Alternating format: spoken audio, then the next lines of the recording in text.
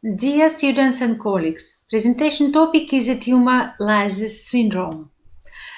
Tumor lysis syndrome (TLS) is a common oncological emergency and it caused by the massive lysis of tumor cells mediated by anti-cancer therapy or spontaneous cellular death in rapidly divided tumors.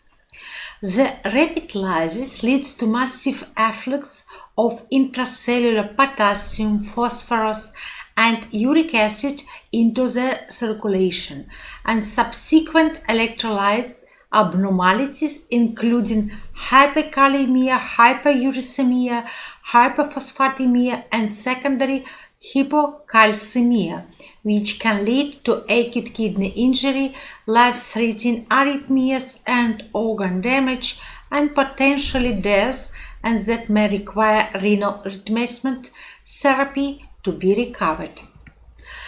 TLS typically occurs in patients with leukemias, especially acute lymphoblastic leukemia, can in lymphomas, predominantly non-Hodgkin's, and less commonly in cases with certain types of solid tumors such as hepatoblastoma, neuroblastoma, and melanoma.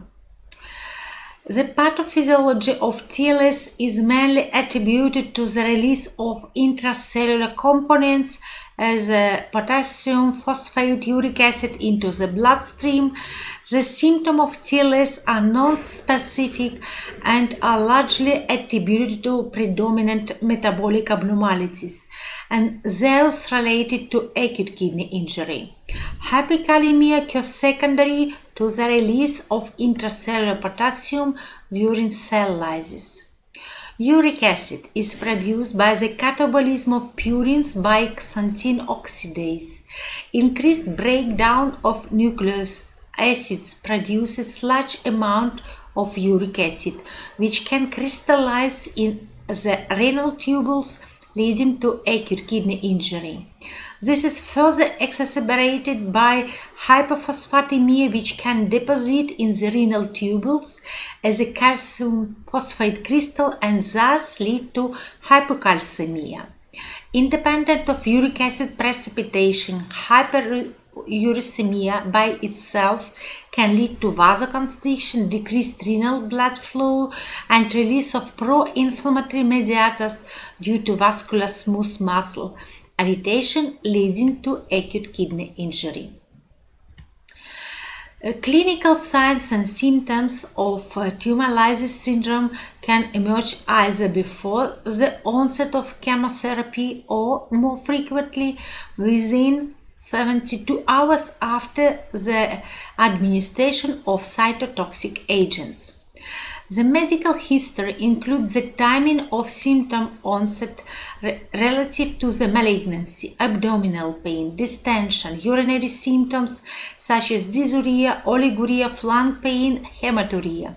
In addition, symptoms indicative of hypocalcemia including anorexia, vomiting, cramps, seizures, spasm, altered mental status, and tetany should be thoroughly assessed. Symptoms associated with hyperkalemia such as weakness, paralysis are also pertinent. TLS may present with various other clinical manifestations including lethargy, edema, signs of fluid overload. Further complications may include heart failure, cardiac dysrhythmia, syncope, in severe cases, sudden death.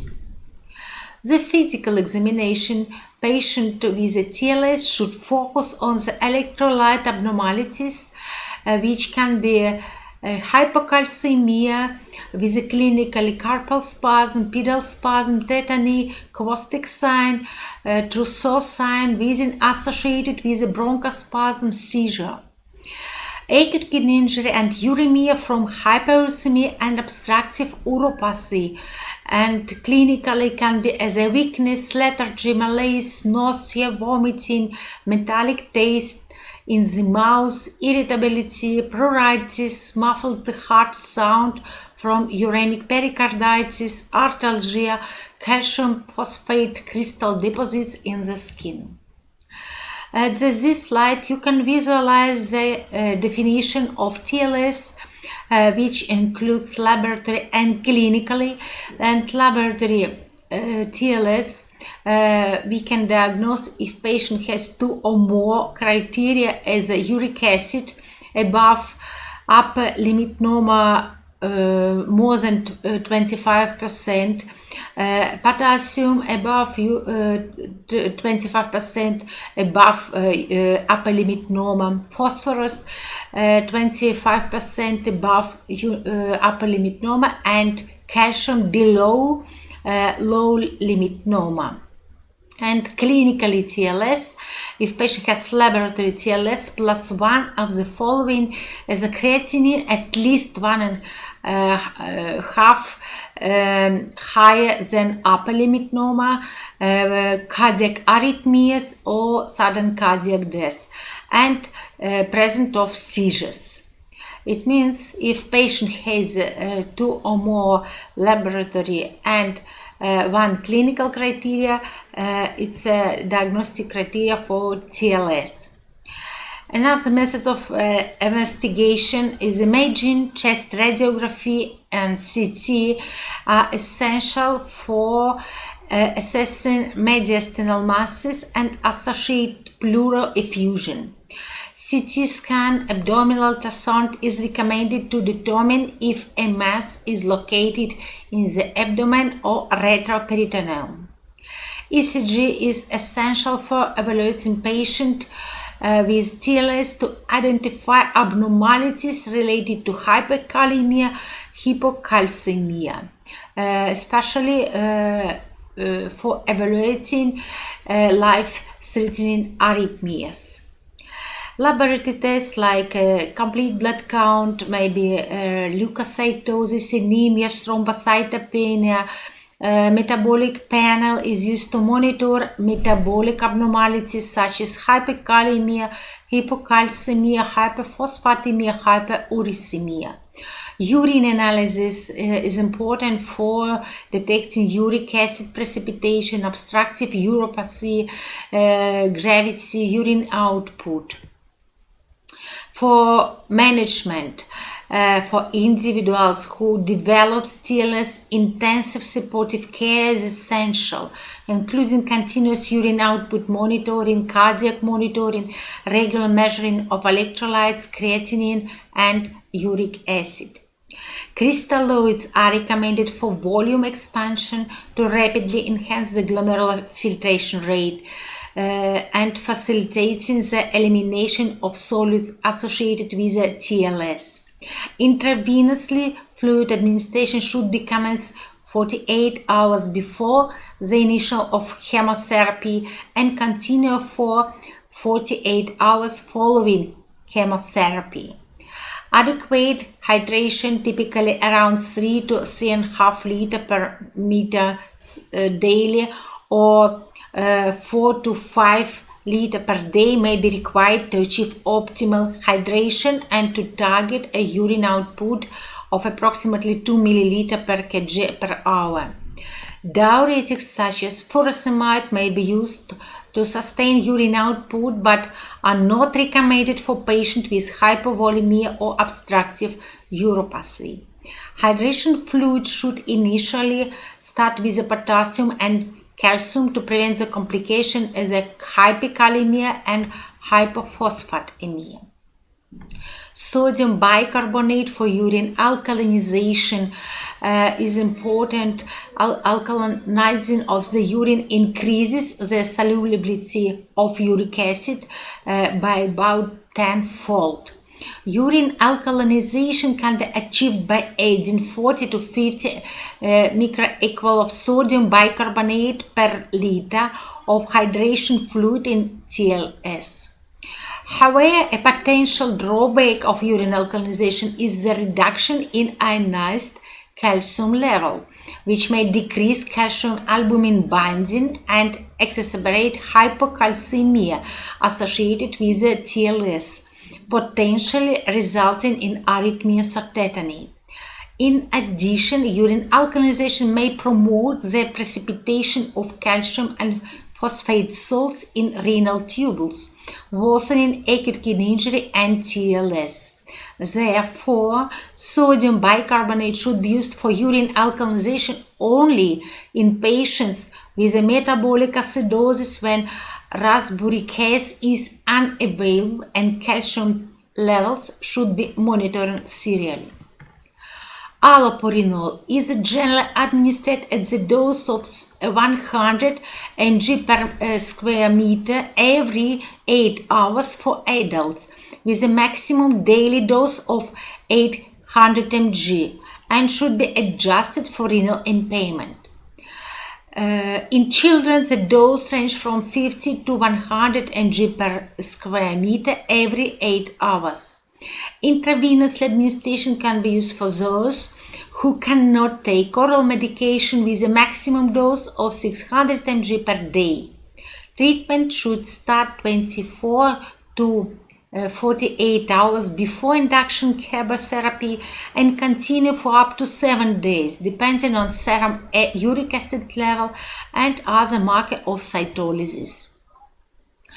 Rasburicase dosing typically start at 0.2 mg per kg daily, with adjustment based on risk stratification and baseline uric acid level.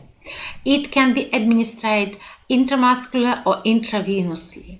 Caution is necessary for patients with glucose 6-phosphate dehydrogenase deficiency, as hydrogen peroxide produced with rasburicase can cause severe methemoglobinemia or hemolytic anemia.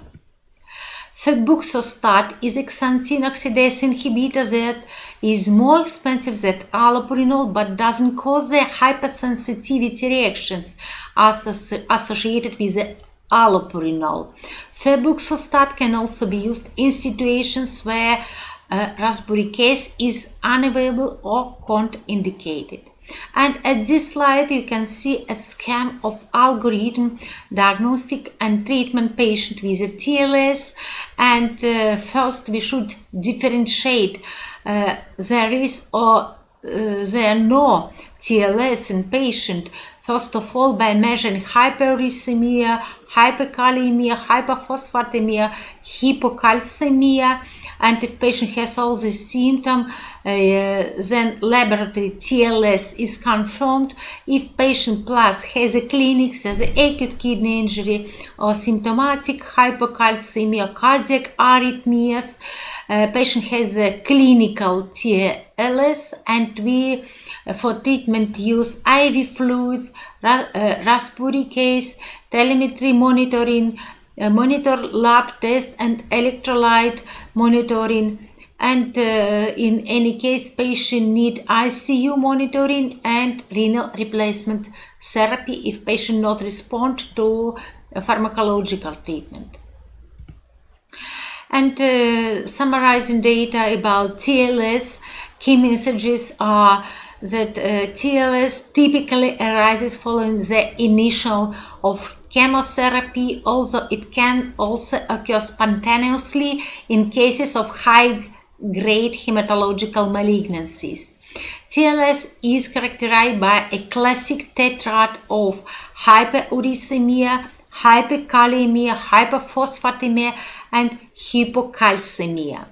The syndrome consists of laboratory abnormalities, either alone, laboratory TLS, or with a clinical sequelae, including renal failure, seizures, arrhythmias. It calls clinical TLS. The main goal of prophylaxis TLS is control of urine production, control of uric acid, potassium, phosphate, blood concentration. Monitoring, hydration, hypouricemic treatment are the fundamental preventing measures in patients who are at risk for TLS. Strategies to prevent TLS include hydration and allopurinol in low and intermediate risk patients and rasburicase in high risk patients. Urine alkalization with a sodium bicarbonate is standard practice in managing TLS.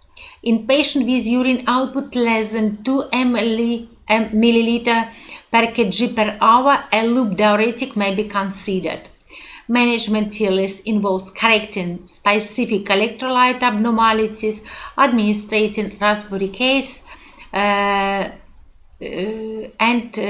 consider renal replacement therapy if necessary. Thank you for attention.